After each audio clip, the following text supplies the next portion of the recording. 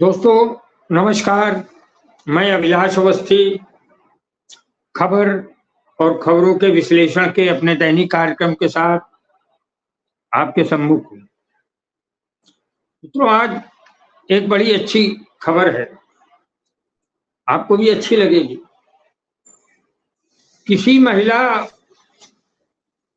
कोई महिला किसी को कपड़े उतार के मारे और उससे अपना पैसा मांगे, प्रताड़ना दे, तो बड़ी अजीब सी बात लगती। पुरुषों के साथ तो चलता, पुरुषों ने बंद करके मारा और पैसे वसूली का ये सब अपना जो निजी रूप से कार्यक्रम चलता है, लेकिन ये जब एक महिला पर इल्जाम लगाया जाए, और वो महिला भी कोई साधारण महिला नहीं, वो महिला सांसद है भारतीय जनता पार्टी, वो महिला फिल्म अभिनेत्री है बॉलीवुड की। तो चलिए इस खबर को डिटेल में आपको बताते हैं। 23 अगस्त को चंडीगढ़ की भाजपा सांसद, महिला सांसद किरण खेर ने अपने एक परिचित व्यापारी को 8 करोड़ रुपया दिया और ये काम मार्केट में लगा दो। और ये काम वो पहले भी करती आई, कोई ऐसा पहले भी उसको पैसे देती थी और वो पैसा दुगना उगना करके इनको वापस कर देता। अब इस बार 23 अगस्त को जब पैसे दिए 8 करोड़ रुपए, तो उसके बाद बाजार में मंदी आ गई, तो वो पैसे वापस नहीं कर पाया। उन्होंने उसको बुलाया और कहा कि प्रॉफिट के साथ मेरा 8 करोड़ वापस करो। तो उसने कहा कि भाई मंदी चल रही है, बाद में दे देंगे। और उसने 2 करोड़ रुपया दिया भी, और 2 करोड़ रुपया दिया, वो भी धमकी दी थी उन्होंने, तब उसने बेचारे ने डर कर 2 करोड़ दिया। भाजपा सांसद से कौन भिड़ेगा भाई। और उसके बाद कहा कि बाकी बाजार जैसे नॉर्मल होगा हम दे देंगे। ये मिस्टर चैतन्य अग्रवाल है, जो इन्वेस्टर हैं, निवेश के सलाहकार, और वो पहले भी मतलब इनके किरण खेर के पैसों को इधर उधर लगा के और उससे लाभ कमा के दे। अब वो पैसे नहीं दे पाया तो घर पर उसे बुलाया किरण खेर ने। उनके अनुसार जो चैतन्य अग्रवाल है वो बोलते हैं, मेरी तलाशी ली गई, मेरी घड़ी छीन ली। अरे बाप रे, मैं तो बिलीव नहीं कर सकता कि एक महिला सांसद घड़ी छीन ले, मोबाइल छीन लिया। गुस्से में अलग बात है, लेकिन अभी घड़ी मोबाइल छीन के 8 करोड़ की रिकवरी कैसे होगी। लेकिन उन्होंने अपनी कंप्लेन में ये लिखाया, और ये भी लिखाया किरण खेर ने कि किरण खेर जी ने और उनके पीए सहदेव सलारिया ने और कुछ और लोगों ने अन्य के खिलाफ उन्होंने कंप्लेन की है। और उन्होंने बोला कि मेरी शारीरिक प्रताड़ना की, यानी मारा पीटा, यही शारीरिक प्रताड़ना है। और जिस एक सेंटेंस की वजह से मैं ये खबर आपके पास लाया हूं, उसमें साफ लिखा है कि गिड़गिड़ाने पर मुझे पहनने के कपड़े दिए गए। वाह वाह वाह, ये है चाल चरित्र चेहरा। अभी थोड़े दिन पहले भारतीय जनता पार्टी के एक महापुरुष ने एक आदिवासी लड़के के मुंह पर पेशाब की थी। अब आप तीन विधानसभा जीत गए हैं, तो इसका ये मतलब थोड़ी ना कि आपका ये गंदा इतिहास हम भूल जाएं या देश की जनता भूल जाए। तो गिड़गिड़ाने पर कपड़े दिए, यानी कपड़े उतार के मारा जा रहा था। ये रिपोर्ट अगर उनके पीए सहदेव सलारिया पर होती तो हम चलो ठीक है, उन्होंने किया ऐसा, मैंने देखा भी है ऐसा बहुत अपने छात्र जीवन में, पकड़ के लाए, मारा पीटा और वसूली की। लेकिन किरण खेर पर जब ये आरोप लगे कि उन्होंने शारीरिक प्रताड़ना की और पहनने पर कपड़े, अब क्या था। उसके बाद क्या किया किरण खेर जी ने, डांटा फटकारा और उनको कहा कि तुम जो है घर से चेकबुक मंगाओ। घर से चेकबुक मंगाया, उसका लैपटॉप मंगाया और उससे पोस्ट डेटेड चेक लिया। पहला चेक लिया 7 करोड़ 44 लाख का, दूसरा चेक लिया 5 करोड़ 56 लाख का, ये 13 करोड़ की रकम होती। इसके पोस्ट डेटेड चेक उन्होंने उससे मारपीट के ले लिए और उसको पहनने के लिए कपड़े दिए और बोला 15 दिसंबर तक अगर पैसा नहीं मिला तो पूरे परिवार को मार डालेंगे। वाह अनुपम खेर साहब, कश्मीरी पंडित, आप तो जेएनयू जाते हैं जब भाषण देने तो वहां रिजर्व पुलिस और ये वो सबके घेरे में जाते हैं, बड़े साहसी हैं, हम लोगों ने देखा है?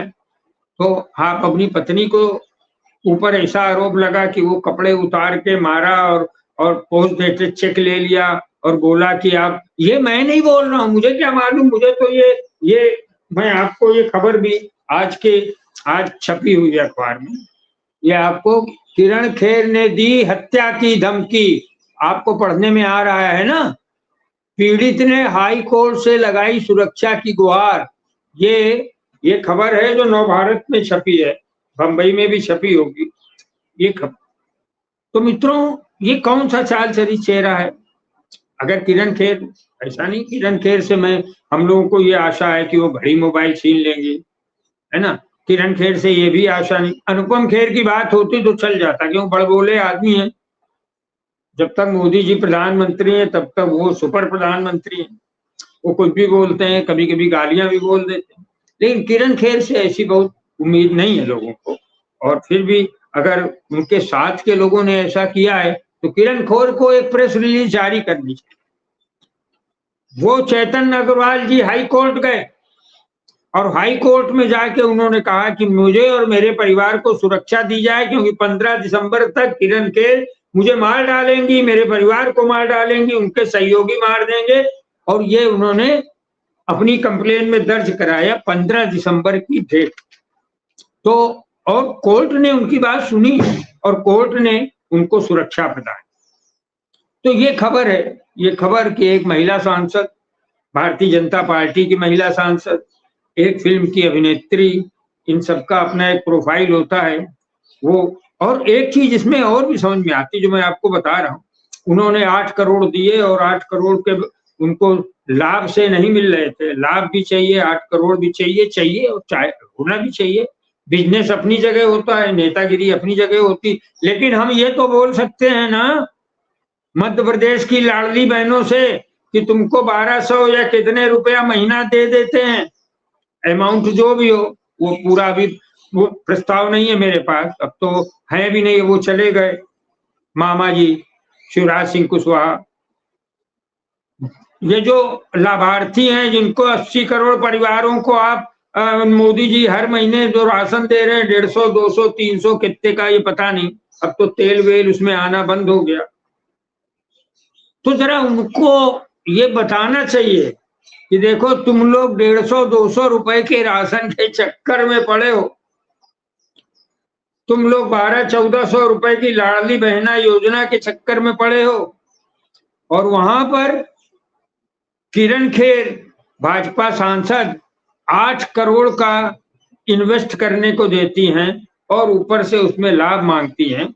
ये कोई अवैध बात नहीं है इन्वेस्टमेंट के लिए देना और लाभ मांगना, लेकिन एक कंपैरिजन तो हमारा फर्ज है कि मैं करूं कि देश की अन्य महिलाएं जो भाजपा की नहीं है, क्या वो ऐसा करने के लिए स्वतंत्र हैं, या उनकी स्वतंत्र क्या मतलब, स्वतंत्र है, उनको ऐसा करने की सुविधाएं हैं, उनके पास 8 करोड़ या 1 करोड़ है, नहीं है, मगर भाजपा की सांसद है, उनके पास है। अब आप कहेंगे वो तो अभिनेत्री हैं तो उनके पास, अरे भाई चलिए, अच्छा मैं इसका एक पक्ष और बता देता हूँ। निशिकांत दुबे जिन्होंने महुआ मोइत्रा को निकलवाने के लिए पूरा योजना बनाई, जिन्होंने महुआ मोइत्रा को बोला था कि वैशाली की नगर वधु, वो निशिकांत दुबे की पत्नी अनामिका गौतम पर कई करोड़ का घोटाले का आरोप लगा है। क्यों भाई, आप महुआ मोइत्रा को इसलिए हटा देते हैं कि दर्शन हीरानंदा, अरे साजिश करके हटाना, उनका घर भी कल छीन लिया गया। बड़ी शर्म की बात है, एक तरफ तो नरेंद्र मोदी महिला आरक्षण का बिल पेश करते हैं, हाँ, और दूसरी तरफ आप, वो तो समझ में आ गया ना, रेणुका सिंह को बनाना था आपको, छत्तीसगढ़ में नहीं बनाया। महिला को आपने हटाया है वसुंधरा राजे को, वसुंधरा राजे का टर्म था, मगर उनको आपने नहीं बनने दिया। आप महिला आरक्षण क्या खाक लाएं, दिखाने के लिए लाएं एक महिला को, अरे वहां नहीं बनाते तो रेणुका सिंह जो केंद्र में मंत्री थी, वो इस्तीफा देकर छत्तीसगढ़ में चुनाव लड़ी थी, उन्हीं को बना देते। हालांकि रेणुका सिंह का भी मैं बताता हूं कि आगे उनका क्या है, लेकिन चलिए, ये तो भाजपा का चाल चलित चेहरा है। करोड़ों रुपए, ठीक है, बिजनेस करे, ये करे, मगर निर्वस्त्र करके अपने ही सामने किसी को मारना या मार खाने देना, हम अभी इस पे भी भरोसा नहीं करते हैं कि किरण खेर ने उनको ऐसे मारा होगा निर्वस्त्र करके। लेकिन अब कंप्लेन तो कंप्लेन है, अगले ने की है और कंप्लेन कोर्ट तक पहुंची है, कंसीडर की गई है। तो मैं निशिकांत दुबे की पत्नी अनामिका दुबे की याद दिलाता हूँ, वो तो अभिनेत्री नहीं है ना, उन्होंने कैसे करोड़ों का वो कर लिया। और असम के मुख्यमंत्री हेमंत विश्वकर्मा की पत्नी का 10 करोड़ का घोटाला पकड़ा गया है अभी। भैया वो तो अभिनेत्री नहीं है। अगर आप बोलते हैं किरण खेर भाई 8 करोड़ का ट्रांजेक्शन करती, वो उन्होंने सांसदी से नहीं कमाया होगा, घूस नहीं ली होगी राजनीति में, उन्होंने अभिनेत्री होने का पैसा, तो ये सब कहाँ अभिनेत्री? अनामिका गौतम कहाँ है? हेमंत विश्वकर्मा असम के मुख्यमंत्री की पत्नी 10 करोड़ के घोटाले में पकड़ी गई। स्मृति ईरानी की बिटिया गोवा में रिसॉर्ट कांड हम लोगों ने देखा है, अभी बड़ा रिसॉर्ट की मालकिन है। और मैं एक दो और भाजपा से जुड़ी महिलाओं के जो है महान चाल चलित चेहरे पे बात करता हूं। हेमा मालिनी तो मुस्लिम है, मगर वो 2 बार मथुरा से चुनाव लड़ चुकी है, क्योंकि धर्मेंद्र ने जब शादी की थी हेमा मालिनी से, तब धर्म परिवर्तन किया था। अब ये बात कहाँ तक पहुंची है ये तो नहीं मालूम। तो इस हिसाब से हेमा मालिनी भी मुस्लिम हो गई और वो हिंदू पार्टी और हिंदू कृष्ण के जन्म स्थान से चुनाव लड़ती, ये सूचना है। हाँ, जिन रेणुका सिंह को मैं बात कर रहा था, उन रेणुका सिंह की बात सुनिए। उन रेणुका सिंह ने चुनाव, अभी वो विधायक हो गए, उन रेणुका सिंह ने छत्तीसगढ़ में बोला था कि, अभी बोला है 2 हफ्ते 3 हफ्ते पहले, कि सोनिया गांधी को धक्के देकर इटली भेज। वाह वाह वाह, केंद्र की मोदी जी की मंत्राणी जी, बहुत प्रश्न उठते हैं कि क्या आपकी मां को ऐसे ही किया गया था? आपके पिता के घर से धक्के मार के उनके आपके मामा क्या भेज दिया गया था? अपने मायके भेज दिया गया था? क्यों? आप ही कह लेंगे दूसरे की औरतों को। आपके साथ क्या हुआ? आप मायके से चुनाव लड़ती कि ससुराल से? कि आपको भी धक्के मार के ससुराल से बाहर मायके भेज दिया गया? तो शर्म किया करिए। संसद में पहुंच गई, मंत्री बन गई, आपको अहंकार इतना है कि आप जो है धक्के मार के निकाल दो। अरे सोनिया गांधी की पीढ़ियों ने संघर्ष किया है, देश के लिए जेल गए हैं, देश के लिए बलिदान दिया है। इंदिरा गांधी और राजीव गांधी ने, उनके पति ने बलिदान दिया है। तुम्हारे पति ने और तुम्हारे पिता ने क्या किया है, जरा ये भी जनता को बता दो, तब अपनी औकात दिखाओ कि सोनिया को धक्के मार के बाहर भेज दे। शर्म आनी चाहिए आपको, तो माफी मांगनी चाहिए सोनिया गांधी से, कुछ नहीं तो ट्वीट करके ही माफी मांगी। ये तो मोदी जी हैं जो आप लोगों को ये सब करने देते हैं। अब कंगना रनावत है, इनकी बात भी सुनी लीजिए। कंगना रनावत जो बोलती हैं कि 2014 में आजादी मिली, जब से ये आए, मोदी जी आए सत्ता में, तभी से देश आजाद हुआ, इसके पहले गुलाम था। तो ये इनकी नॉलेज है, ये इनका ज्ञान है, ये इनकी परख है। इन्हें लगता है चंद्रशेखर आजाद जो वो गलत, उन्होंने गोली मारी अपने को, तो राजगुरु और भगत सिंह ने को गलत फांसी दी गई, वो देश के लिए नहीं लड़े थे। उद्धव, वो जो लंदन में जाके उसने, उधम सिंह ने जो है उसको संडस को मारा था, वो वहां का जो खूनी था, अमृतसर के जो बगीचे का, मैदान का, उसको जाके मारा, जलियांवाला बाग का, उसके कातिल सैंडर्स को मारा था जाके लंदन में उधम सिंह ने, वो भी बेकार था, वो सब मनमोहन, ये सब जो है, ये कंगना रनावत बड़ी लाडली है भाजपा में, सुना चुनाव भी लड़ने वाली हैं। अभी उनकी फिल्में फ्लॉप होना शुरू हो गई है, धाकड़ हो चाहे एक और हो, है ना। खैर, उनका प्रोफेशन, वो कलाकार है, वो करें। तो ये आजादी 2014 में मिली, ऐसे मूर्खतापूर्ण बयान वाली जो हैं अब भाजपा की प्रत्याशी, तो मैंने आपको भाजपा की प्रत्याशी, भाजपा की महिलाएं, भाजपा के की वर्तमान सांसद, भाजपा की मंत्री, इन सबका चाल चरित चेहरा आपको बताया है। ये गृह लक्ष्मी है या क्या है ये तो आप तय करिए। लेकिन अंत में कंगना रनावत की बात से मैं दूसरी खबर पे जाता हूं। कंगना रनावत ने बोला कि 2014 में मिली आजादी, तो आजादी की बात आई तो मैं एक और खबर की ओर आपको ले चलता हूं। वो खबर ये है कि अमित शाह ने परसों कहा, कल कहा कि नेहरू जी पीओके के जिम्मेदार, भारत विभाजन की भी जिम्मेदारी नेहरू जी, पाकिस्तान और ये सारी चीजों की जिम्मेदारी नेहरू जी।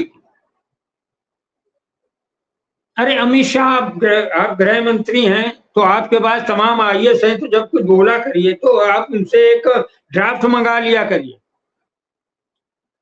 आपको ये पता होना चाहिए कि अब विभाजन का पहला प्रस्ताव श्यामा प्रसाद मुखर्जी ने बनाया था, जो भारतीय जनता पार्टी के थे, और नेहरू जी ने उन्हें मंत्री में भी मंत्री पद दिया था। ये उनका दरिया दिली देखिए, तो उन्होंने मंत्री पद दिया था एक भारतीय जनता पार्टी के व्यक्ति श्यामा प्रसाद मुखर्जी को।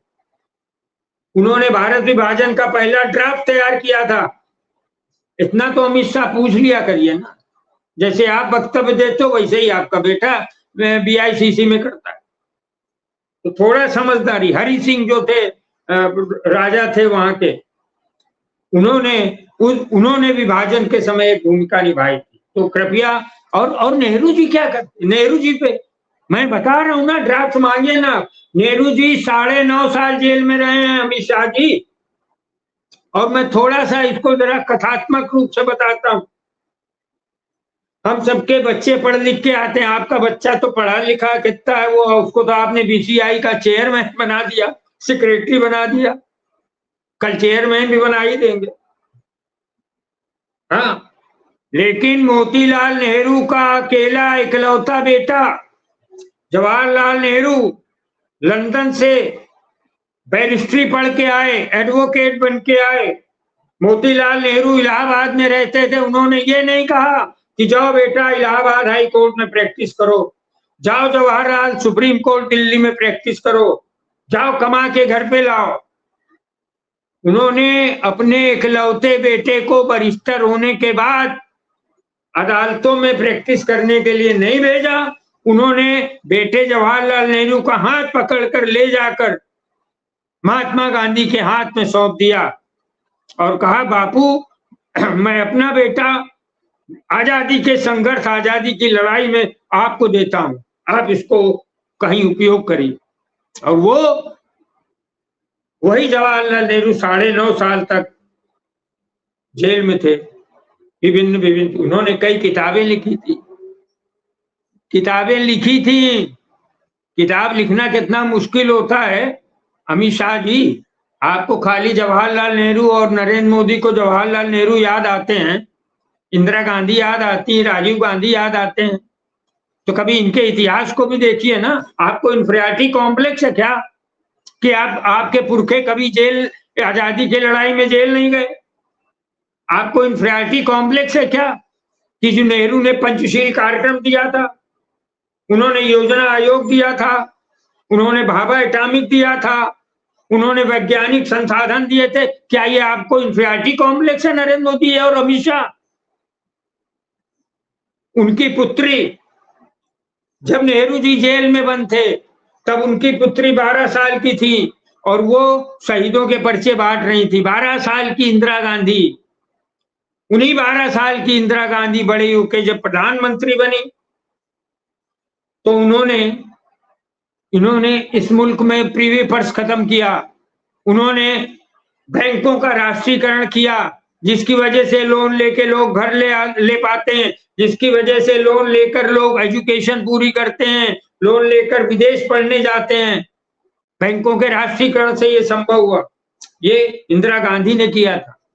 और जो मोबाइल लेके नरेंद्र मोदी और अमित शाह दिखाते हैं ना, ये काला निशान उंगली का, देखो मैंने वोट दिया, वो मोबाइल फोन भी राजीव गांधी लेके आए, इंदिरा गांधी के बेटे। आप लोगों को ये एक कॉम्प्लेक्स है। आप क्या लेके आए हो कि ये विष्णु स्तंभ है कुतुब मीनार? वाह वाह वाह। आपको वो काशी का वो अंदर खोजना है कि शिवलिंग था कि वो मस्जिद में क्या था। आप ये लेके आए हो।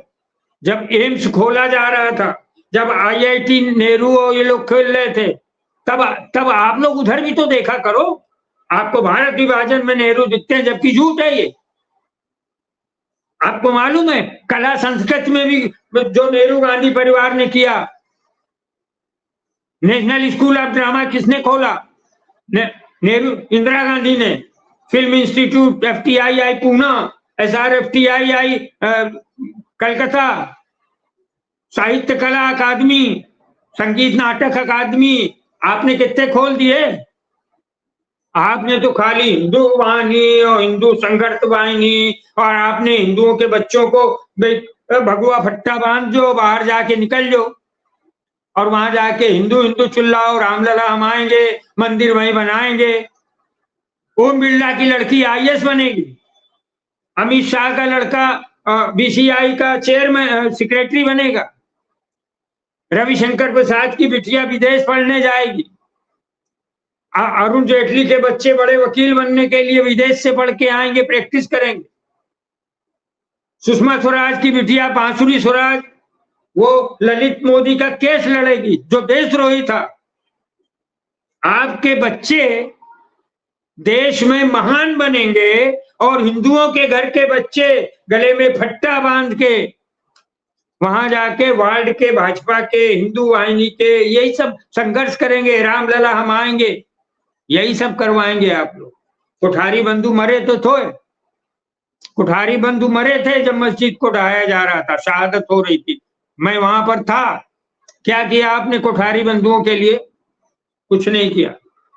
हिंदुत्व के नाम पर मुल्क में आपने नई पीढ़ी की शिक्षा को भी बाधित किया है। खैर, मैं ये नेहरू गांधी परिवार के विषय में आपने जो बोला, मैं उसके विषय में बोला, और इसमें राहुल गांधी ने भी बोला। मैं राहुल गांधी की बात बोलना चाहता था, बीच में मेरा ये स्मरण आ गया, संस्मरण आ गए। राहुल गांधी ने बोला, और साफ बोला, अमित शाह को इतिहास का ज्ञान नहीं, बिल्कुल ज्ञान नहीं है। आपको क्या पूरे भारतीय जनता पार्टी को ज्ञान के नाम पर जीरो है? आपको तो इतिहास में गालियां ही मिलती है खाली कि उसने उसको मारा, उसने उसको मारा। कभी उन्नत की बात भी करिए ना देश में। तो ये आपको जातीय जनगणना, ये राहुल गांधी ने बोला और सही बोला कि जातीय जनगणना से आप मुंह मोड़ना चाहते हैं भारत की जनता। आप इस बात से भी मुंह मोड़ना चाहते हैं कि देश का पैसा कहां कहां जा रहा है। भाई, संजय सिंह बेचारे जेल चले गए अडानी का नाम लेने। महुआ मोत्रा भी शायद जेल भेज दी जाए, सांसद ही उनकी चली गई, घर उनका कल छीन लिया आपने, हो सकता है उनको भी आप जेल भेज दें। देश का पैसा कहां कहां जा रहा है ये राहुल गांधी ने बोला, तो आपने उनकी सांसदी छीन ली। थैंक यू, सुप्रीम कोर्ट की वापस आई सांसदी। जो भी बोलेगा, ये प्रश्न उठाएगा कि देश का पैसा कहां जा रहा है, उसे आप जेल भेज देंगे। और आप बात करते हैं नेहरू की, कि नेहरू ने भारत विभाजन में भूमिका निभाई। जरा इतिहास पढ़ लीजिए, नहीं तो अपने किसी अमित मालवीय जैसे व्यक्ति को इसी पर यूट्यूब में मेरे साथ भेजिए, मैं उससे बात करूं, उससे डिबेट करो कि किसकी भूमिका थी, भारत विभाजन का जिम्मेदार कौन था। पढ़ते लिखते तो है नहीं आप लोग खाली चले आते हैं नेहरू नेहरू नेहरू। 10 साल शासन कर लिया ना नेहरू और गांधी, और उनको गाली दे। अब एक आप लोग जातीय जनगणना और इन सब की बातों में एक खबर और आपको बताऊं, अंतिम बात। मैं आमतौर पे 3 खबरें इस कार्यक्रम में देता हूं। एक खबर है कि ये खबर क्या है, ये एक चर्चित बात मध्य प्रदेश में। देखिए, मध्य प्रदेश में तो मैं एक वीडियो बना के डाला हूं कि मुझे शिवराज सिंह के आंसू, शिवराज सिंह चौहान के अच्छे न लगे, मुझे भाजपा के लोग ही नहीं अच्छे लगे। वो जनता युवा मोर्चा के अध्यक्ष थे, मगर उनका रोना मुझे अच्छा नहीं लगा। मैं संवेदनशील आदमी हूँ, मैं भी रो देता हूँ कभी, मगर छुप के रोता हूँ। और इंदिरा गांधी ने मैं देखिए अचानक याद आया, जब संजय गांधी की मृत्यु हुई तब इंदिरा गांधी चश्मा लगाई थी धूप का, और वो जहां पर उनकी डेड बॉडी थी वहां पर थी, वो पहुंची थी। उनकी आंखें गीली हैं, ये देखा नहीं था किसी ने। और उस समय चंद्रशेखर थे, विपक्ष में चले गए थे। उन चंद्रशेखर से उन्होंने बुलाया, चंद्रशेखर को तो उन्होंने राजनीति में डेवलप किया था। वो चंद्रशेखर बाद में पीएम भी बने थे।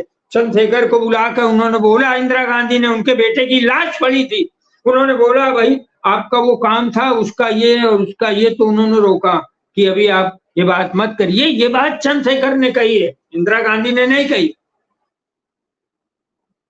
तो राजा के आंसू प्रजा नहीं देखती है, ये नेहरू गांधी परिवार का एक एक एक वसूल रहा।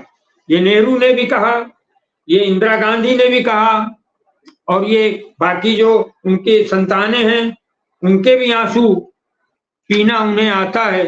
उनके पिता मारे गए, उनकी दादी मारी गई, उन्हें कष्ट दिए गए, 4 दिन जेल भेजा आपने प्रियंका गांधी को और योगी जी ने, और उसके बाद आपने इनको राहुल गांधी को भी 2 साल की जेल करी दी।